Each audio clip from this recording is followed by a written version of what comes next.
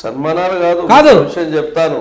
సన్మానాలే కాదు, ఈయన చేసిన పనికి చాలా మంది సన్మానాలు చేయడంతో పాటు ఆయన కాళ్ళు గడగడము, ఓ పాలాభిషేకం చేయడము, ఇదంతా చేపించుకున్నాడు ఈయన కమ్యూనిటీతో. తీరా చూస్తే ఏంటంటే ఆ జడ్జిమెంట్ మాకు చదవడానికి కూడా మాకు కూడా ఆలస్యం పట్టింది. ఆగస్టు 1st జడ్జిమెంట్ వస్తే నాకైతే, నేను అసలు లా ప్రొఫెషన్ నాది కాదు కాబట్టి, ఒక కెమిస్ట్రీ వ్యక్తిని కాబట్టి నాకు అర్థం చేసుకోవడానికి 20 రోజులు పట్టింది. 565 పేజీల జడ్జిమెంట్. నేను ఆగస్టు 20 తర్వాత మాత్రమే స్పందిస్తున్నా. అటువంటిది ఎవడు ఆ జడ్జిమెంట్ గురించి చదవడు, 565 పేజీల్లో ఏముందో చూడడు. విషయము చాలా స్పష్టంగా చెప్తాను. కృష్ణమాదిగా నేను అతని విషయాల మీద చాలా డీప్ గా ఇది చేస్తున్నా. ఎందుకంటే అతడి వల్ల ఒక్క మాదిగలకే కాదు, ఈ రాష్ట్రాల్లో ఉన్నటువంటి మొత్తం ఎస్సీ కులాలకు ఎంత భయంకరమైన నష్టం జరుగుతుందంటే, కృష్ణమాదిగా నా ఆర్గ్యుమెంట్, మీరు దాన్ని ఎట్లా అంగీకరిస్తారో నాకు తెలియదు. కృష్ణమాదిగా ఆర్ఎస్ఎస్ ఏజెంట్, ఆర్ఎస్ఎస్ ద్వారా రిక్రూట్ అయ్యాడు. ఇతడికి ఆర్ఎస్ఎస్ ప్రధానంగా 4 పాయింట్లు ఇచ్చింది. ఆ 4 పాయింట్ల మీదనే పనిచేస్తున్నాడు. దీనికి నేను ప్రత్యక్షంగా మీకు ఒక సాక్ష్యం ఇస్తాను. లోక్మత్ సమాచార్ 22 జనవరి 1994 ఆర్ఎస్ఎస్ యొక్క ఒక రహస్య పత్రాన్ని ప్రింట్ చేసింది. అది లీక్ అయింది, అది ప్రింట్ చేసింది. దీన్ని బ్రజరంజన్ ముని డిబ్రాహ్మణైజేషన్ అనే పుస్తకంలో ప్రింట్ చేశాడు. మన దగ్గర మడివిప్పిన చరిత్ర అని తెలుగులో ట్రాన్స్లేట్ అయింది. దాని పేజ్ నెంబర్ 254లో మొత్తం 25 అంశాలు ఉంటాయి. 25 అంశాల్లో ఉండే 4 అంశాలు ఇతను పనిచేసేది సెలెక్ట్ చేసుకున్నాం. ఎస్సీ ఎస్టీ బ్యాక్లాగ్ పోస్టులు భర్తీ కాకుండా జాగ్రత్త పడాలి. 94లో కృష్ణమాదిగ ప్రస్తావన స్టార్ట్ అవుతుంది. అసలు 2024 ఈ 3 దశాబ్దాల్లో బ్యాక్లాగ్ పోస్టులు ఉంటాయనే విషయమే ఎస్సీ కులాలు మర్చిపోయారు మొత్తమే. అంటే ఈ 30 సంవత్సరాల్లో బ్యాక్లాగ్ పోస్టులు భర్తీ కాకుండా ఉండడానికి లేదా ఎస్సీ ఎస్టీ కులాలు నష్టపోవడానికి ప్రాథమిక కారణం ఎవరు? వర్గీకరణ ఉద్యమం. అంటే ఇప్పుడు ఎస్టీలు నాతో ఉన్నారు అంటున్నాడు. ఎస్టీల ఉద్యోగాలు నువ్వు ఆపినందుకు ఎస్టీలు నీతో ఉన్నారా? ఎస్సీలు అందరు నాతో ఉన్నారంటే దాదాపు నేను జనరల్ గా లెక్క చేసుకున్నా ఎన్ని ఉద్యోగాలు రావచ్చు. 2 లక్షలకు పైన ఉద్యోగాలు ఒక కృష్ణమాదిగ వల్ల నష్టపోయింది. మీకు విషయం చెప్తున్నా, కిరణ్ కుమార్ రెడ్డి లాస్ట్ ముఖ్యమంత్రి కదా ఉమ్మడి ఆంధ్రప్రదేశ్. అవును, ఆయన అసెంబ్లీ సాక్షి చెప్పాడు 2,50,000 బ్యాక్లాగ్ పోస్టులు ఉన్నాయి. 2,50,000 బ్యాక్లాగ్ పోస్టులు ఉన్నాయి. సో ఈ పోస్టులు నింపాల్సిన బాధ్యత తక్షణ అవసరం ఉంది అని చెప్పేసి అసెంబ్లీ సాక్షి చెప్పాడు ఆయన. మరి అవి ఏమైనాయి? ఈయన ఇమీడియట్ గా ఆ విక్టిమ్ కార్డు పట్టుకుంటాడు కదా. ఈయన వర్గీకరణ అయ్యేదాకా నింపొద్దని అన్నది ఈయన. ఏం చేశారు వాళ్ళు? రాష్ట్ర విభజన తర్వాత 1,50,000 ఉద్యోగాలు అవే బ్యాక్లాగ్ పోస్టులని అటు కేటాయించారు, జనరల్ చేసి 1,00,000 ఉద్యోగాలు తెలంగాణ కేటాయించారు. వాళ్ళు అంతే. అంటే దీన్ని మొత్తం నాశనానికి కారణం కృష్ణమాదిగ. అంతే కదా. ఇక 2వ పాయింట్ చెప్తాను. సవర్ణులు కాని కులాల మధ్య వారు పరస్పరం కలహించుకునే విధంగా జాగ్రత్తలు పడాలి. అంతే. సవర్ణులు కాని వాళ్ళు అంటే ద్విజత్వం లేనటువంటి వాళ్ళు, వైశ్యులు, క్షత్రియులు, బ్రాహ్మణులు, జంధ్యం లేని కులాలు మధ్య ఏం చేయాలా? వాళ్లకు కలహించుకునే విధంగా జాగ్రత్తలు తీసుకోవాలి. ఇది ఆర్ఎస్ఎస్ ఎజెండా. ఇప్పుడు నాలాంటోడు మాట్లాడితే మాదిగ ద్రోహి, మాదిగల వ్యతిరేకి, వర్గీకరణ ద్రోహి, వర్గీకరణ వ్యతిరేకి. ఇక మీకైతే మాదిగ ద్రోహి అనరు కానీ వర్గీకరణ వ్యతిరేకి అని ముద్ర వేయచ్చు. ఆయన మాలల ఏజెంట్ అని ముద్ర వేయచ్చు. ఇక్కడ విషయం ఏంటంటే పరస్పరం ఈ కులాలు కలహించుకునే విధంగా జాగ్రత్త తీసుకోవాలి అంటే ఒక ఫ్యాక్ట్ విషయం ఏంటంటే అసలు 341 మాలలు మద్దతు ఇచ్చినా సవరించవచ్చా? సవరించే అవకాశమే లేదు. మోడీ 100 జన్మలు ఎత్తినా సవరించరాదు, చేయలేడు. కృష్ణమాదిగ తాతలు ముత్తాతలు కింది నుండి దిగొచ్చినా పై నుండి దిగొచ్చినా 341 సవరణ చేయరాదు. కాదు, అది కాని విషయము. మాలకి ఏమైనా ప్రమేయం ఉందా? లేదు. వైరాలో ఖమ్మం సభలో త్రాచుపాము కనబడితే వదిలేయండి, మాలోడు కనబడితే వదలకండి అని స్టేట్మెంట్ ఇచ్చాడు. ఆ కులాల మధ్య కలహాలు పెంచడానికి కాదా? అవును. ఈ విధంగా మాలల మీద ఆయన ఇచ్చినటువంటి స్టేట్మెంట్స్ ఏవైతే ఉన్నాయో అది ఆర్ఎస్ఎస్ ఎజెండాలో భాగంగా ఇచ్చినవే. మాలలు మనువాదులు. ఇప్పుడు ఇమీడియట్ గా 1 ఆగస్ట్ వచ్చింది, మాలలు ఎక్కడ రియాక్ట్ కాలే. ఎందుకంటున్నా, నేను ఇంత స్కాలరీ వర్క్ చేస్తా అనేక విషయాల మీద, నీ జడ్జిమెంట్ విషయం చదవడానికి నాకు 20 రోజులు సమయం పట్టింది. 20 days పట్టింది మొత్తం అర్థం చేసుకోవడానికి. Yes. అటువంటిది ఇమీడియట్ గా ప్రెస్ మీట్ పెట్టాడు. మాలను మనువాదులు, బాబాసాహెబ్ అంబేద్కర్ ను కులనాయకుడు, అత్యంత వెటకారంగా బాబాసాహెబ్ మీద విమర్శలు, మాలను బయటకు రావాలా, అమిత్ షా ఇప్పుడు చేసినట్టుగా మాలను బయటకు రావాలా, ఈ విషయం మీద పాజిటివ్ నెగటివ్ చర్చకు రావాలి అని పెద్ద పెద్ద సవాల్ వేశాడు. అంటే మాల ప్రమేయమే లేదు, దీన్ని ఖండించింది లేదు, యాక్సెప్ట్ చేసింది లేదు, చర్చ లేదు, మీటింగ్ పెట్టలేదు. ఇమ్మీడియట్ గా ప్రెస్ మీట్ పెట్టేసి రెచ్చగొట్టేశాడు ఆయన. విషయం ఏమిటంటే కృష్ణ మాదిగకు ఇచ్చిన ఎజెండాలో భాగంగానే మాల మాదిగల మధ్య పరస్పరం గొడవలు పెట్టడానికి మాత్రమే ఆయన గొడవలు ఈ సృష్టిస్తున్నాడు, ఈ కామెంట్ చేస్తున్నాడు. ఒక విషయము మనం గుర్తించుకోవాలి. మీకు ఐడియా ఉండవచ్చు, నేను అప్పుడు బహుశా నేను చిన్నోని కాబట్టి నేను బాగా చిన్న ఉంటా. 1994లో పరేడ్ గ్రౌండ్ లో బిఎస్పి సభ జరిగింది. నాకు తెలిసిన మేరకు, నేను స్టడీ చేసిన మేరకు, నేను 1994లో అంటే ఆ రోజు నేను 6th క్లాస్లో అయి ఉంటా, 6th 7th క్లాస్లో ఉంటా. విషయం ఏమిటంటే ఈ చరిత్రను స్టడీ చేసినప్పుడు ఈ దేశ రాజకీయాలని అత్యంత ప్రభావితం చేసింది ఇందిరాగాంధీ చేసింది. ఇందిరాగాంధీ రాజకీయాలను భయపెట్టింది ఎవడు అంటే ఎన్టీ రామారావు. ఆ ఎన్టీ రామారావు మెడలు వంచింది ఎవరు అంటే బిఎస్పి ఉద్యమంలో మాలల నాయకత్వంలో బలపడ్డ బిఎస్పి మూమెంట్. ఇమీడియట్ గా ఎన్టీ రామారావు దిగొచ్చాడు. చర్చలకు చంద్రబాబు నాయుడుకు సంథింగ్ ఎవరో రాజు, ఆ రాజుకు పంపించాడు. 2 రిప్రజెంటేటివ్స్ వెళ్ళారు. వీళ్ళు 60 సీట్లు డిమాండ్ చేశారు, వాళ్ళు 30 ఇస్తా అన్నారు. ఇద్దరి మధ్య చర్చల్లో వాళ్ళు 30 ఇస్తా అన్నారు, 40 మధ్య సంధి ఏర్పడింది. ఆ సంధి కాస్త డెస్ట్రాయ్ అయింది. దాని డెస్ట్రాయ్ అవ్వడానికి కారణం కూడా చంద్రబాబు నాయుడే. చంద్రబాబు నాయుడు బీజం వేశాడు ఈ కులాల మధ్య విభజన తేవడానికి. 85 కారంచేడు ఉద్యమం చూడండి. 85 కారంచేడు ఉద్యమంలో కృష్ణమాదిగ మాలల్ని మనువాదులు, ద్రోహులుగా అంటున్నాడు. నిజంగా నీతి లేని అత్యంత దుర్మార్గుడు ఈ దేశంలో ఎవడన్నా పుట్టిందంటే ఆయన కృష్ణమాదిగనే. 1985లో కారంచేడు ఉద్యమంలో మీరు స్పష్టంగా గమనించండి, బాధితులు 6 కాదు 71 మందికి ఉద్యోగాలు ఇప్పించింది మాలలు కాదా?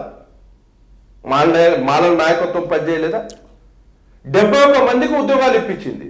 అయితే 71 మందికి ఉద్యోగాలు ఇప్పించడంలో రకరకాల ఇవి జరిగినాయి. ఎస్ఆర్ శంకరన్ ఆల్రెడీ ఉద్యోగాలు ఇవ్వాలని ప్రపోజల్ పెట్టినప్పటికీ తర్వాత కాలంలో అక్కడ కలెక్టర్గా వచ్చినటువంటి జయప్రకాష్ నారాయణ ఇప్పుడు నీతులు చెప్తుంటాడు. ఈయన జయప్రకాష్ నారాయణ ఉద్యోగాలు ఇవ్వలేదు. జయప్రకాష్ నారాయణ తర్వాత మళ్ళీ శాస్త్రి వచ్చే వీళ్ళ ఉద్యమం ఆగలేదు. ఇంకో సంఘటన చెప్తాను. ఈయన మాలలకు మనువాదులు అంటున్నప్పుడల్లా ఈయన అసలు కడుపుకు తిండి తింటున్నాడా, పెంట తింటున్నాడా ఆయన అర్థం చేసుకోవాలి. ఇది ఆయన చెప్పిండు, నన్ను 2 సంవత్సరాలు మాలలే చదివిందని. మాలలు కాదని చెప్పడం కాదు, వర్గీకరణ ఉద్యమం ప్రారంభించిన రెండు సంవత్సరాలు అంతా కూడా నేను మాల ఇళ్ళనే తిన్నా, వాళ్ళే నన్ను చదివిందని చెప్పిండు ఆయన ఇంటర్వ్యూలో చెప్పిండు. ఏంటంటే 1969లో భీమావరంలో వరదలు వచ్చినాయి. ఆ వరదలు వచ్చినప్పుడు మీరు ఒకసారి నీలాయపాలెం గ్రామంలో 100 మంది యానాదులు చనిపోయిండ్రు. అంత పెద్ద వరదలు అవి. ఆ వరదలప్పుడు ఏమైందంటే భీమావరంలో పశు సంపద చాలా చనిపోయింది. గేదెలు, ఆవులు చాలా చనిపోయినాయి. ఆ చనిపోయినటువంటి జంతు చర్మం మొలవడానికి 2 మాదిగలు అక్కడ వెళ్ళారు. జంతు చర్మం మొలుస్తుంటే అక్కడ కమ్మోళ్ళు 2-3 వచ్చేసి బ్రతుకున్న జంతువును చంపేసి చర్మం మొలుస్తున్నారని ప్రచారం చేసి వాళ్ళను బాగా కొట్టారు. కొట్టడమే కాదు, ఆ చెరువు పక్కన ఒక చెట్టు కట్టేశారు. వాళ్ళు చెట్టు కట్టేసి వెళ్ళిపోయారు. అక్కడ భీమావరానికి సంబంధించినటువంటి ఒక సర్పంచ్, ఆయన పేరు, ఆ సర్పంచ్ భీమావరంలో ఆ రోజు స్థానికంగా లేడు. అయితే సాయంత్రం వేళ వచ్చాడు ఆయన పేరు దేవిళ్ళ చిన్న సుబ్బరాయుడు. ఇతను మాల కులానికి చెందినవాడు. గ్రామస్తులు ఈ విషయం చెప్పారు, అయ్యా ఇట్లా కొట్టారు మాదిగోళ్లకు, మా ధైర్యం చాలలేదు, వాళ్ళు చాలా మంది ఉన్నారు, మేము ఎదుర్కోలేకపోయామంటే ఇమీడియట్ గా సుబ్బరాయుడు గారు ఏం చేశారంటే మాలని అందరినీ వెంబడేసుకొని గొడ్డోళ్ళు, కత్తులు, కొడవళ్ళు తీసుకొని అక్కడ చెరువు ప్రాంతానికి వెళ్ళేసి ఆ కట్టినటువంటి ఆ మాదిగలను విప్పేసి వాళ్ళ కట్లు ఇప్పేసి వాళ్ళకు ప్రాథమిక చికిత్స చేసి మాలపేట తీసుకొచ్చి వాళ్ళకు మంచి భోజనం పెట్టి వాళ్ళను వాళ్ళ గ్రామానికి దించేశారు. ఇంతవరకు జరిగింది. ఈ సంఘటనను గుర్తుపెట్టుకున్నటువంటి కమ్మలు ఏం చేశారంటే కాపులతో, ఆ చుట్టుపక్కల గ్రామాల కమ్మలతో కలిసి చిన్న సుబ్బరాయుడు మీద కక్ష పెట్టుకున్నారు. 12 జూన్ 1969లో మాలల సామూహిక వివాహాలు జరుగుతున్నాయి. 18 వివాహాలు జరుగుతుంటే కమ్మలు కాపులు ఇద్దరు కలిసి చుట్టుపక్కల గ్రామాలలో కలిసి ఆ 18 మంది వివాహాల దగ్గర ఆ ఫెస్టివల్ దగ్గర వెళ్ళేసి వాళ్ళ మీద అత్యంత భయంకరమైన దాడి చేసి చిన్న సుబ్బరాయ గారిని చంపేశారు. చిన్న సుబ్బరాయ గారిని చంపడమే కాదు, ఇంకో విషయం ఏంటంటే ఈ సంఘటనలో ఒక వ్యక్తి గోళ్ళ ఆంజనేయులు అనే వ్యక్తి పారిపోయి ఒక ఇనుప పెట్టెలో దాక్కుంటాడు ఆయన ఒక ఇంట్లో. ఆ విషయం తెలుసుకున్న తర్వాత కమ్మలు అక్కడ వెళ్ళేసి ఆ ఇనుప పెట్టెను గడ్డపారలతో మీది నుండి కొట్టి అతన్ని హతమార్చారు. ఇక్కడ విషయం చూడండి, ఇద్దరు మాదిగ కుర్రాళ్ళు చర్మం మొలుస్తున్నారని వాళ్ళను చట్టుగట్టేసి కొట్టినప్పుడు మాలలు రియాక్ట్ అయ్యారు. వాళ్ళను ప్రొటెక్ట్ చేయడానికి వాళ్ళు వెళ్ళారు, ప్రొటెక్ట్ చేశారు. ఆ విషయంలో మాలల మీద కక్ష పెట్టుకున్నటువంటి కమ్మలు కాపులు కలిసి మొత్తం మాలపేట మీద దాడి చేశారు, చిందరవందర చేశారు, ధ్వంసం చేశారు, సర్పంచ్ను చంపారు. ఇంత దారుణమైన సంఘటనను కూడా మాలలు ఎదుర్కొన్నారు. మాలలు ఆల్వేస్ ప్రతి దగ్గర తన లీడర్షిప్ లో అన్ని కులాలను ఎస్సీలో ఉన్నటువంటి అన్ని కులాలకు నాయకత్వం వహిస్తూ ఖచ్చితంగా వాళ్ళు బాధ్యతయుతంగా ఉన్నారు. అటువంటి మాల కులాలకు దోషిగా నిలబెడుతూ మనువాదులంటూ ద్రోహులంటూ ఈవెన్ అట్రాసిటీ యాక్ట్ వచ్చింది కూడా మాలల పోరాటం వల్లనే కదా. చూడండి, అటువంటి మాలని ఇది చేస్తున్నాడంటే అసలు ఈయన కడుపుకి అన్నం తింటున్నాడా ఇంకేమైనా తింటున్నాడా? నేను అదే అంటున్నా. ఇవాళ ఏంటంటే మీరు ఇంతకుముందు చెప్పినట్టుగా ఆర్ఎస్ఎస్ ఎజెండాలో భాగంగా వాళ్ళని రెచ్చగొట్టి ఇవాళ అట్లా కాదండి. నీ వర్గీకరణ కావాలన్నా వద్దా నీకు? ఫస్ట్ నేను అడుగుతున్నా మధుకృష్ణ గారిని, నీకు వర్గీకరణ కావాలంటే మాలలు నీతో కలిసి వస్తే కలిసి పంచుకుందామని చెప్పేసి నేను మొదటి నుండి నేను గోపినాథ్ గారు నేను కానీ బైరి వెంకటేష్ కానీ ఉపకులాలని మాల మాదిలను కలిసి పంచుకుందాము శాస్త్రీయంగా అని చెప్పేసి మేము అంటున్నాం. మరి నువ్వు మనువాదులను ఎందుకు రెచ్చగొడుతున్నావు? వాళ్ళని దొంగలను ఎందుకు రెచ్చగొడుతున్నావు? అంటే నీకు కావాలా వద్దా వర్గీకరణ? ఆయనకు వర్గీకరణ జరిగితే ఆయన దుకాణం బంద్ అవుతుంది. వర్గీకరణ కృష్ణ మాదిగా జరగనీయాడు. అది అది అది ఇప్పుడు అక్కడ మనకు కనబడుతుంది కూడా అదే కదా. ఆయన నోరెప్పితే ఎంత కంపు అంటే అబద్ధాలే. అదే కదా. ఈ అబద్ధాల సంఘానికి ఇంటర్నేషనల్ ప్రెసిడెంట్ నరేంద్ర మోడీ అయితే వైస్ ప్రెసిడెంట్ కృష్ణ మందయేలి అని నేను ఆయనకున్న ఓన్ పేరుతో చెప్తా, ఎందుకంటే ఆయన స్టిల్ క్రిస్టియన్ ప్రాక్టీషనరే. అవును, కాబట్టి క్రైస్తవంలో పెట్టిన చెప్పుకోవాలి మరి. అది కూడా నేను ప్రాక్టీషనర్ క్రిస్టియన్ అని చెప్పుకుంటే తప్పేముందా? ఆ ధైర్యం ఉందా? అదే అంటున్నా కదా నేను. ఇప్పుడు ఆ ధైర్యము నీకు రాజ్యాంగం కల్పించిన హక్కు కదా, మత స్వేచ్ఛ. నువ్వు ఎందుకు చెప్పుకుంటలేవు? ఇప్పుడు ఏమంటున్నాడు, ఏదో చిన్నప్పుడు ఇది అయింది, నేను అన్ని మతాలకు వెళ్తా, మొన్న ఇప్పుడు దీన్ని కప్పిపుచ్చుకోవడానికి అయ్యప్ప స్వాములు దీక్షలు అక్కడ పోయి కూర్చున్నాడు.